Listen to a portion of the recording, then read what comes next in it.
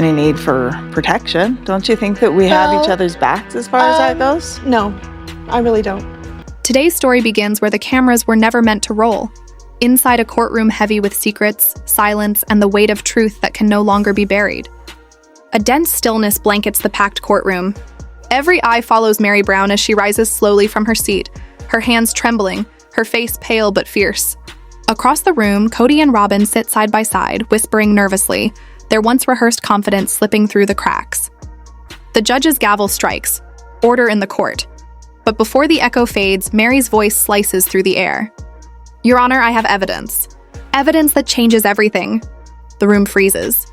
You could almost hear hearts stop. By day's end, the fate of the entire Brown family could be written not in rumors or interviews, but in DNA. So if you think you already know what went on behind the scenes of Sister Wives, think again. Because what's about to unfold will change the Brown legacy forever. The courtroom feels colder than anyone expected for late spring. The buzz of fluorescent lights hums overhead. Wooden benches creak as the crowd shifts anxiously, each person waiting for the next explosion of truth. Mary sits at the plaintiff's table, shoulders tight, hands pressed against a worn notepad filled with nervous scribbles. She refuses to look away from Kody and Robyn. The judge, gravel-voiced and unimpressed by reality TV fame, looks on with calm authority. When Mary rises again, her heels click sharply on the tiled floor, the sound of years of silence breaking. She's always been the quiet one. The first wife. The one the world forgot while brighter, newer faces took her place. But today her voice is unshakable. Your Honor, she says, her tone cutting through the tension. I have proof. Financial records, text messages, and a DNA test. The courtroom erupts in murmurs. Each word lands like a stone dropped into still water. Kody's jaw tightens, his carefully crafted control slipping. Robyn tries to take his hand, but he pulls away. Christine and Janelle, seated behind Mary, exchange tense glances. In this room, loyalty is currency, and nobody knows whose is worth the most. The judge leans forward. Mrs. Brown, you may proceed with your opening statement. Mary's hands tremble, but her voice doesn't waver. She begins recounting years of hidden accounts, drained funds, and unexplained debts. Family meetings where questions were met with silence or scorn. Her voice cracks only once when she describes the moment she discovered Kody's alleged plan to cut her out completely. Kody interrupts, his voice rising. This is exaggerated. We're a family if families disagree. But even as he speaks, his eyes dart nervously. To the judge, to the court reporter searching for an escape. Mary's response is calm, measured, and final. Then let the records speak for themselves. Her attorney pushes forward a thick stack of documents. The judge adjusts his glasses, studying the files. Mrs. Brown, what exactly are you seeking from this court? Mary takes a deep breath. I want the truth on record. I want financial compensation. And I want the DNA test admitted into evidence. Her gaze shifts sharply toward Robyn, who sits frozen, arms folded, face pale. The air in the room thickens, a storm waiting to break. Mary, what are you doing to us? Robyn's voice trembles. What about the children? Mary's reply is simple, but it carries the weight of 1,000 sleepless nights. I'm not doing this to anyone. I'm doing this for the truth. Kody tries again, voice desperate. We can work this out. Not here, not like this. But the judge raises a hand. Enough. Mr. Brown, you'll have your turn. For now, this court will review the plaintiff's evidence. All eyes shift to the envelope, the one marked DNA results. The bailiff steps forward, retrieves it, and hands it to the judge. The sound of the letter opener slicing through the seal is deafening. Mary's breath quickens. Kody's fingers drum against the table. Robyn closes her eyes, whispering a prayer. After a long pause, the judge speaks gravely. If this document is authentic, its implications are significant. It will be accepted into evidence. Mary exhales shakily, a mix of relief and dread. Christine reaches forward to squeeze her shoulder. Janelle remains still, her expression unreadable. The judge adjourns for the afternoon, but as soon as the gavel falls, chaos breaks loose. In the hallway, Kody corners Christine, his voice low and angry.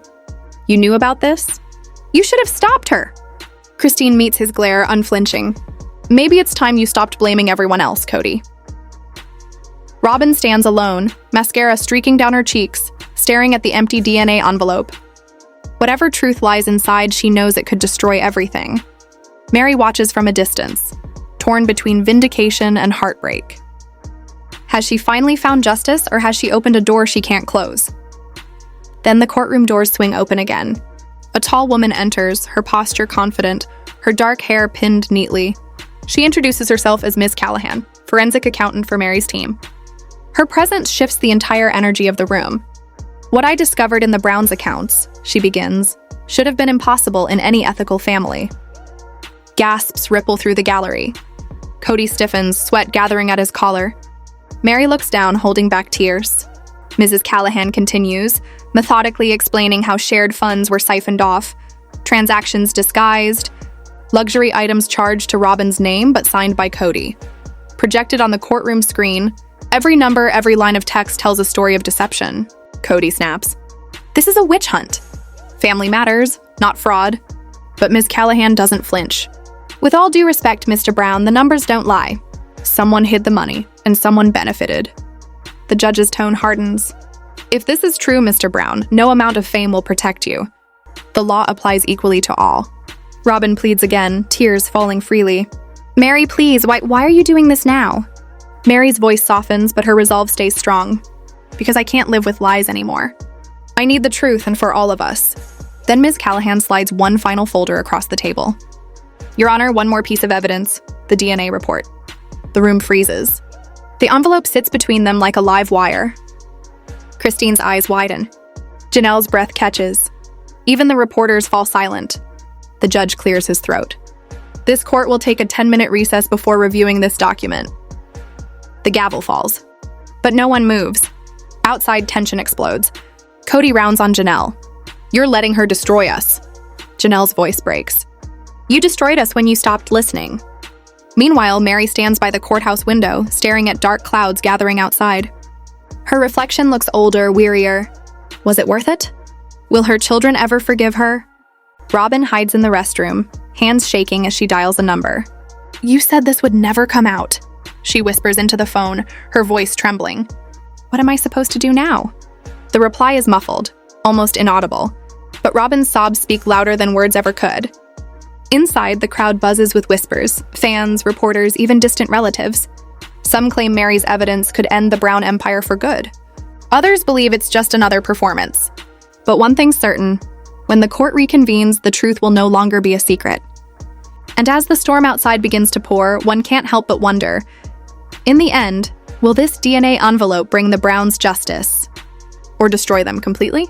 Bring the Browns justice? Or destroy them completely? We return to the courtroom that has now become a theater of truth, betrayal, and heartbreak.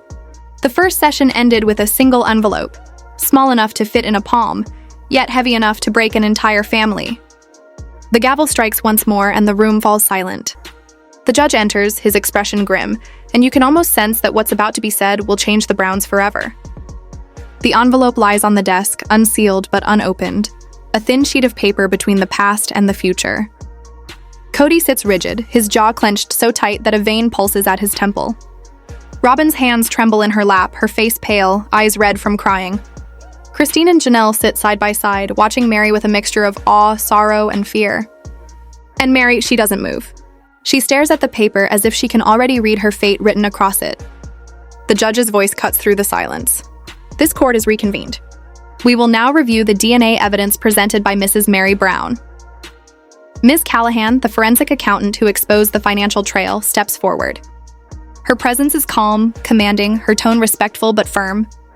Your Honor, this report was verified by 2 independent laboratories. The chain of custody is intact. There is no discrepancy in the testing process. Kody leans forward sharply. Are you saying... Mr. Brown, the judge interrupts. You will remain silent until I've read the results. He picks up the paper, unfolds it slowly, and begins to read. The entire courtroom holds its breath. Even the fluorescent lights seem to dim. Then the judge's eyes narrow, his brows furrow, and the words that follow freeze time itself. These results confirm that the DNA sample labeled under minor child SB does not match Mr. Kody Brown. The courtroom gasps. Robyn covers her mouth, choking on a sob. Christine's eyes widen, her hands flying to her lips. Janelle exhales a whisper. Oh my God. Mary doesn't react immediately. It's as if her soul leaves her body for a split second, hovering between disbelief and vindication. When she finally blinks, a single tear slides down her cheek. Kody explodes from his chair, voice cracking with fury. That's a lie. That's a mistake. You're trying to humiliate us in public. The judge's gavel slams down. Order in this court? But Kody's voice only grows louder, filled with panic. This is my family. You think some piece of paper can tell me who I am? Robyn reaches for him, sobbing. Kody, please, he yanks his arm away. Did you know? Her face twists in agony.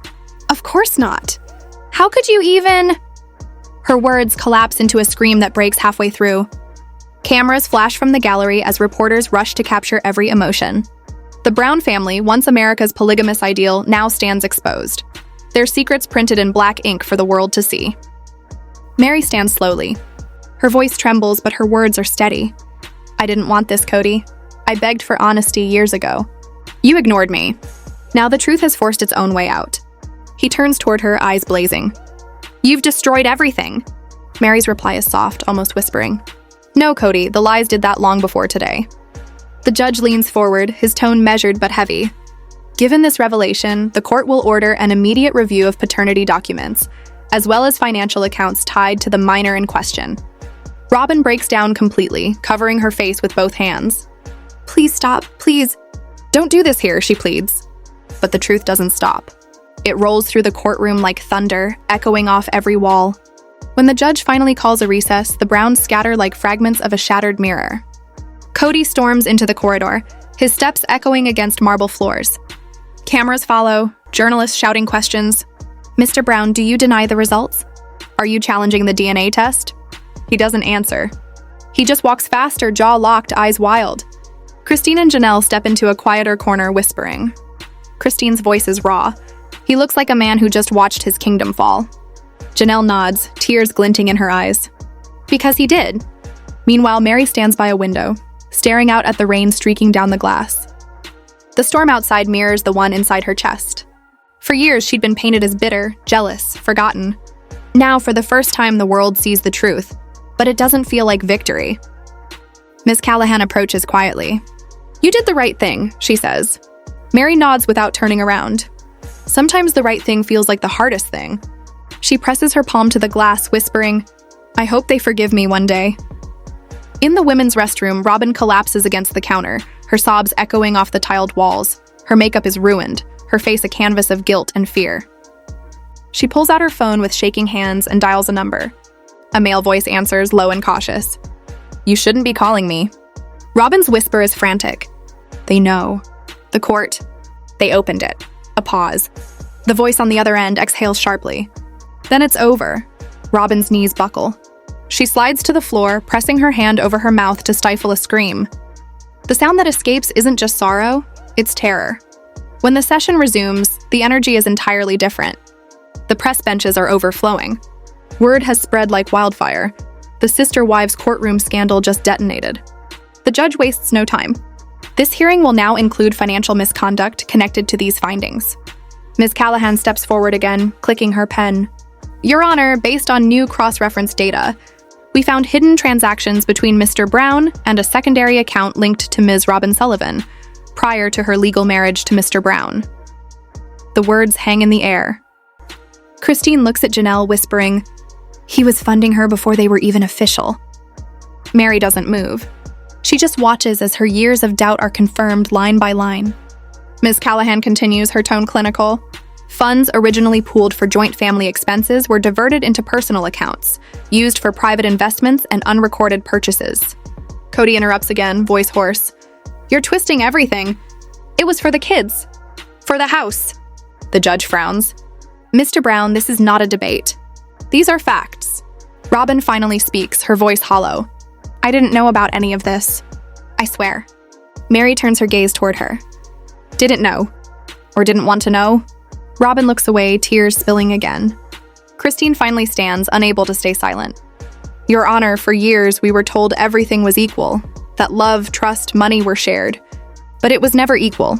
Some of us built lives from scraps while others built empires off our backs. The courtroom murmurs. Even the judge seems momentarily moved. Ms. Callahan adds quietly, and now, Your Honor, there's one more document to consider, a second DNA result. Every head turns. The room goes dead silent again. Kody's voice trembles. What, second test? Ms. Callahan places another sealed envelope on the table. This pertains to another minor within the extended Brown family. The results have been verified but remain unopened. The judge hesitates. Do you wish to proceed now? Mary closes her eyes, whispering, We might as well finish this. Kody slams his palm on the table. No! You're not doing this to me again. But the judge nods to the bailiff. Bring the file forward. The paper rustles. The audience leans forward. Every breath in the courtroom sinks as the judge slices open the envelope. He reads in silence. Then his hand stills. When he looks up, the room feels like it's holding its breath. These results confirm a non-match for paternity in a second case. The identity of the biological father will remain sealed by order of the court. Christine's eyes widen. Janelle grips the table. Robyn's scream pierces the air. Kody looks shattered, pale, trembling like a man whose world has turned to dust. The judge stands, voice firm. This court will recess for the day. Tomorrow, we will reconvene to determine the legal and financial implications of these results. Until then, all parties are instructed not to speak to the media. The gavel falls, echoing like a thunderclap. Outside, chaos reigns. Cameras flash, reporters shout, rain pours in sheets against the courthouse steps. Kody and Robyn exit separately, no longer united even in damage control. Christine and Janelle leave quietly, their expressions heavy. Mary walks last, her pace slow, her head high, but her heart weighed down. As she reaches the bottom of the courthouse stairs, she stops and looks up at the storming sky. Her voice is barely a whisper. It's over. Whatever comes next. At least it's honest. Friends, what do you think? Was Mary's decision an act of courage, or the final fracture in a family already too broken to repair? Comment below, because tomorrow's hearing will shake everything again. The second DNA file still hides names the Browns never wanted the world to see. And trust me, when those names are revealed, the sister wives' legacy will never be the same again. When those names are revealed, the sister wives' legacy will never be the same again. The storm that began inside the courtroom didn't end when Mary walked down those marble steps. If anything, it followed them home. Because truth once set free doesn't stop. It keeps echoing through walls, through memories, through every moment people once thought was safe. That night, Flagstaff slept uneasy. The courthouse lights went dark, but the world outside was lit up.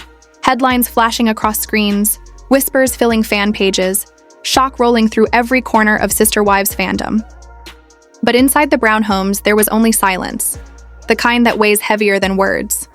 Robyn sat on the floor of her living room, a half-empty cup of tea growing cold beside her. The rain outside kept tapping against the windows like an uninvited reminder. Her children were asleep upstairs, but every creak of the house felt like a question she couldn't answer. Her phone kept lighting up, calls from reporters, texts from TLC producers, even a message from someone named Mark, the name she never thought she'd see again. The screen glowed softly in the dark. You knew this would come out someday. Robyn's hands shook as she typed back, "Not like this. I thought it was buried." But the message never sent. She deleted it before pressing send. Because how do you explain betrayal to the man who helped cause it, or to the one who's now paying the price?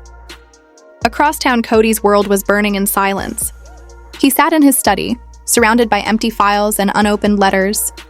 The man who once thrived on control, the voice of every family decision, every rule, every narrative, was now staring at a piece of paper that undid everything. The DNA report. He'd read it over and over, hoping some line had been misprinted, some number misread. But the truth never changed. 2 children, not his. The sound of rain outside grew louder, like the earth itself mocking him. He slammed his fist on the desk. "I built everything for them," he shouted to no one. The house swallowed his voice. No answer, no defense. No audience left to convince. Meanwhile, Christine sat in her kitchen, a candle flickering beside her. Janelle sat opposite, their faces tired but calmer than they'd been in years. Christine whispered, "I almost don't feel sad anymore. Just done." Janelle nodded. Same, like we've been waiting for this ending without knowing it. They looked at each other, 2 women who'd once been told their worth was measured by loyalty. But tonight they weren't wives. They were survivors. Christine smiled faintly. "You think Robyn knew?"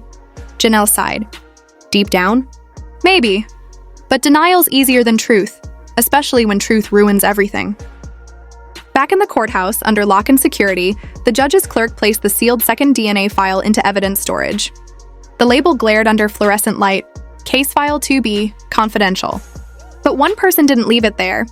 Ms. Callahan, the forensic accountant, stayed late reviewing every linked document. Something about the accounts didn't sit right. And then buried inside a spreadsheet, she found it, an unexplained payment to a Utah address, dated almost 13 years ago, months before Robyn legally married Kody. She frowned, highlighted the entry, and made a note. If her suspicions were right, tomorrow's session would expose another layer, one that might not just break hearts, but laws. Morning came gray and heavy. The courthouse once again filled with murmurs, cameras flashing outside like lightning. Mary arrived first. Her eyes were swollen but calm. She held no papers this time, no evidence, just resolve. Christine and Janelle followed, standing with her in quiet unity. Kody and Robyn arrived last. They didn't walk side by side. Not anymore. Robyn wore sunglasses, her face pale. Kody's hair was uncombed, his suit wrinkled. The man who once preached order now looked like he'd been swallowed by chaos. When the judge entered, the air changed. This court is reconvened for the continuation of Brown versus Brown hearings, he began, voice steady but weary. We will review new evidence submitted overnight regarding financial discrepancies connected to previous DNA findings. Kody's eyes snapped to Ms. Callahan. What now? He muttered, low but venomous. She didn't answer him. She simply stood, clicking her pen once before reading aloud. Your Honor, last night, while cross-verifying the accounts, I discovered payments issued to a Utah address under the alias KR Holdings. These transactions coincide with the birth dates of the minors discussed yesterday. The courtroom gasped. Christine whispered, KR. Kody and Robyn, Mary's heart sank. He was paying someone off. Robyn's hands began to shake. No, that's not what it was. But Ms. Callahan wasn't finished. The funds originated from the shared family trust, not individual earnings. That means all wives' contributions were used for these undisclosed transfers. The judge looked up sharply. Are you stating that family trust assets were misused? Yes, Your Honor, she replied.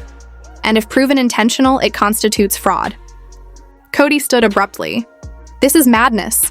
I did what I had to protect my family. Mary's voice cracked across the room. Whose family, Kody?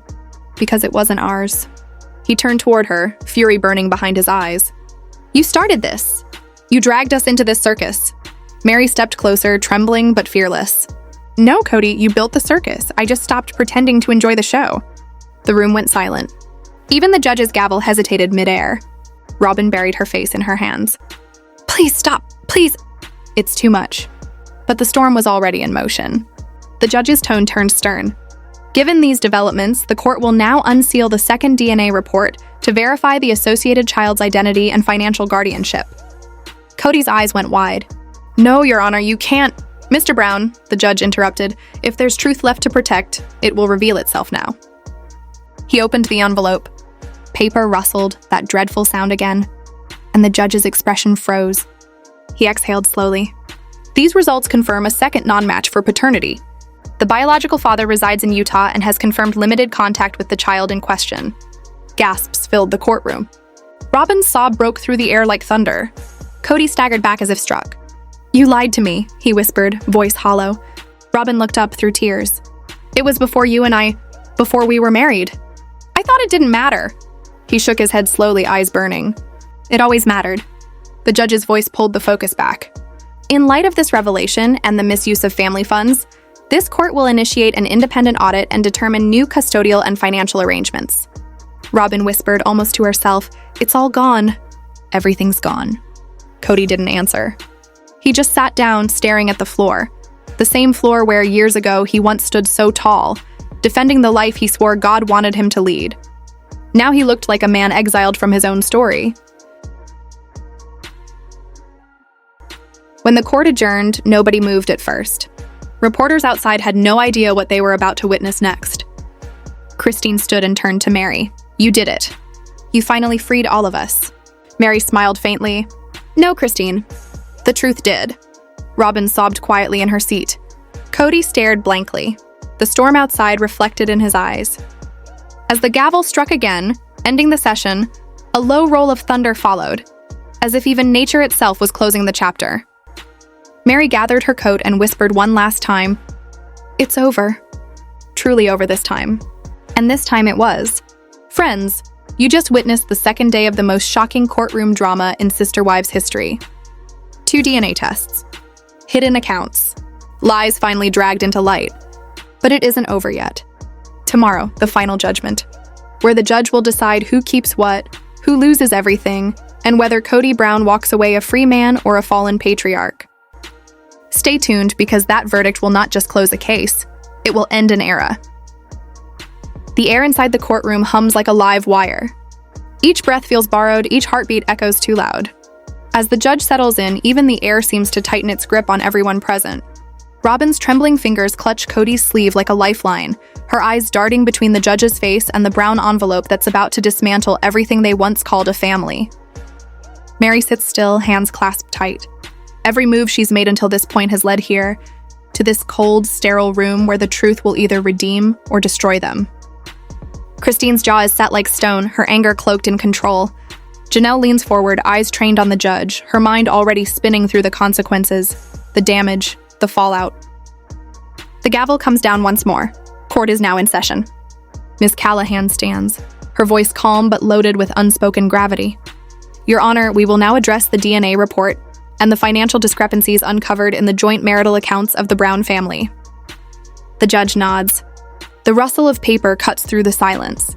Callahan unfolds the envelope as though she's unwrapping a bomb. The courtroom leans forward in collective tension.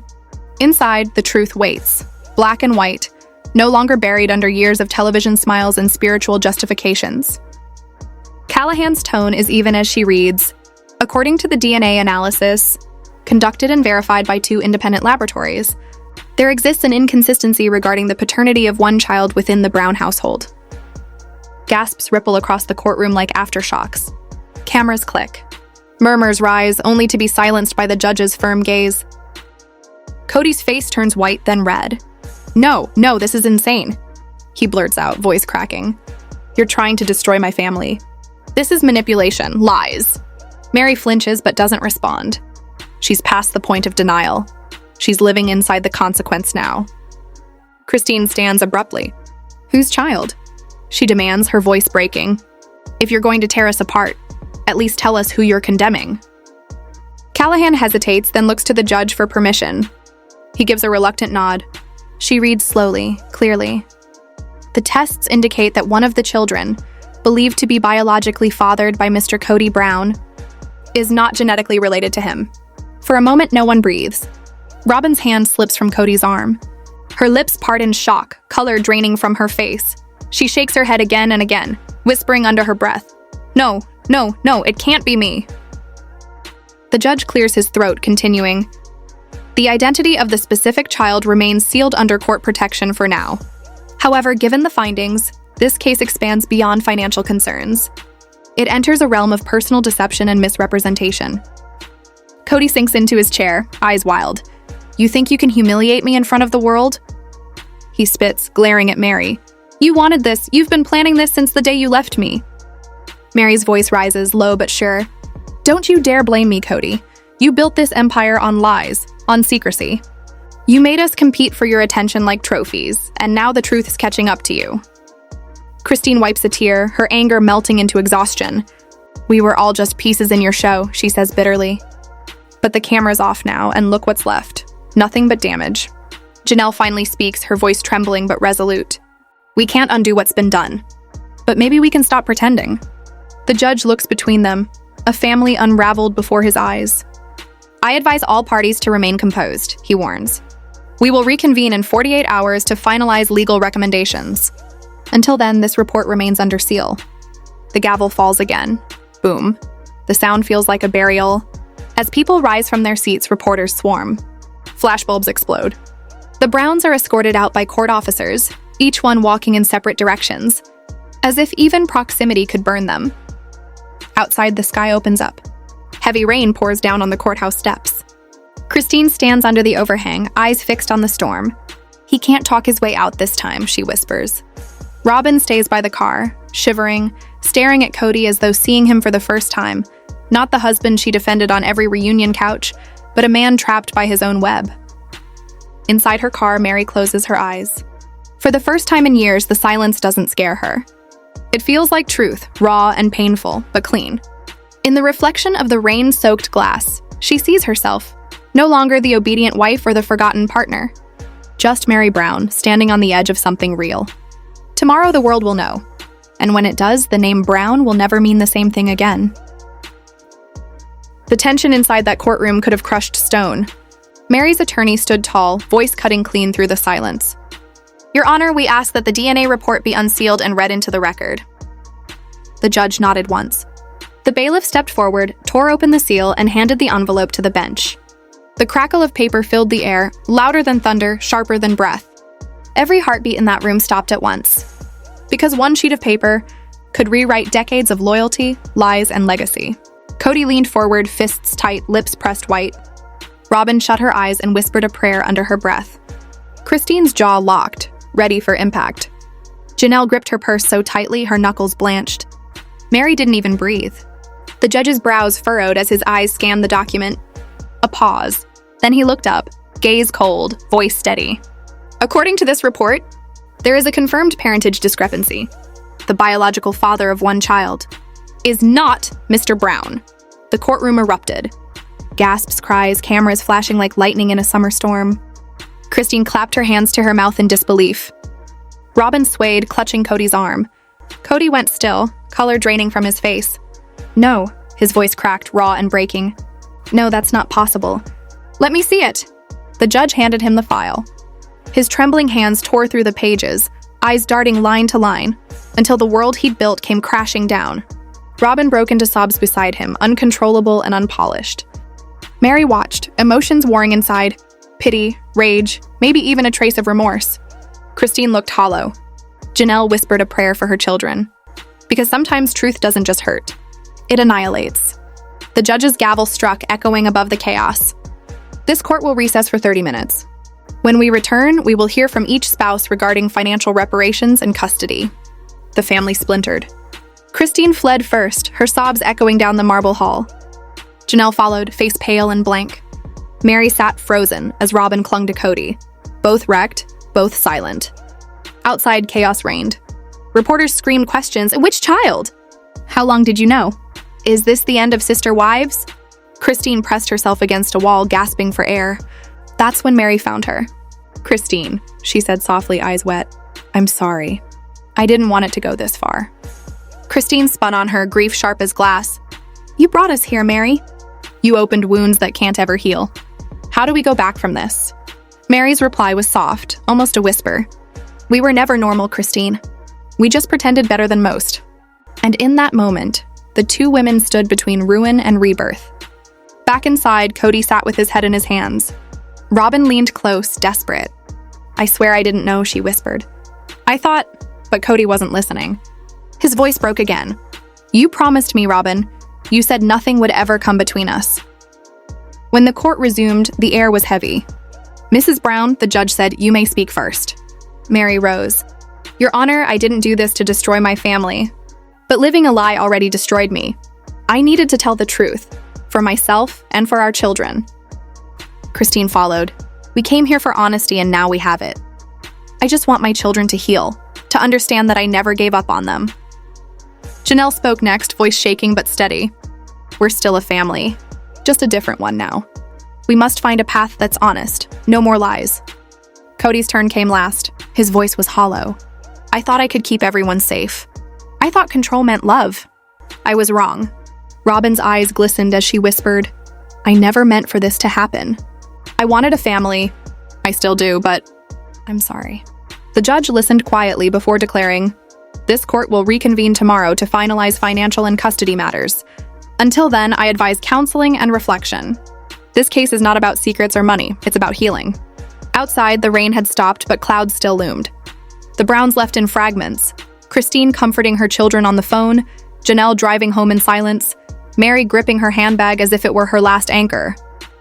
Robyn and Kody sat together, weeping quietly. That night, none of them slept. Mary sat staring at her untouched coffee for hours, haunted by her own courage. Christine received a text from her daughter. "Is it true?"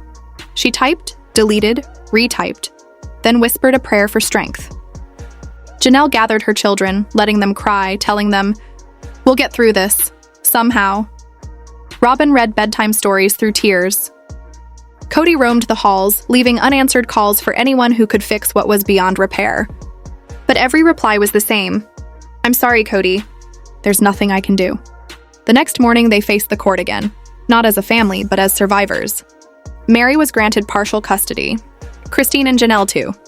The judge's words were kind but firm. "Mr. Brown, Mrs. Brown, your children's future depends on your ability to forgive, to put them above pride and pain." Kody nodded, tears staining his cheeks. When he reached for Robyn's hand, she pulled away. And in that gesture, he finally saw the truth. Love built on control will always crumble.